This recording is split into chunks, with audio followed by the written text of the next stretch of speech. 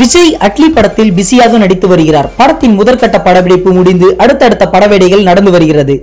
இந்நிலையில் பிரபல விநியோகிஸ்தாரர் திருப்பூர் சுப்பிரமணியன் ஒரு பேட்டியில் விஜயை பற்றி பேசும்போது, பிரியமுடன் படம் ரிலீஸ் ஆகி 2 நாட்கள் கழித்து விஜய் என்னை அழைத்தார். அப்போது அவரிடம் நீங்கள் வில்லன் வேடத்தில் நடிக்காதீர்கள், மக்கள் உங்களை எம்ஜிஆர் ரஜினி வரிசையில் பார்க்கிறார்கள் என்று கூறினேன்.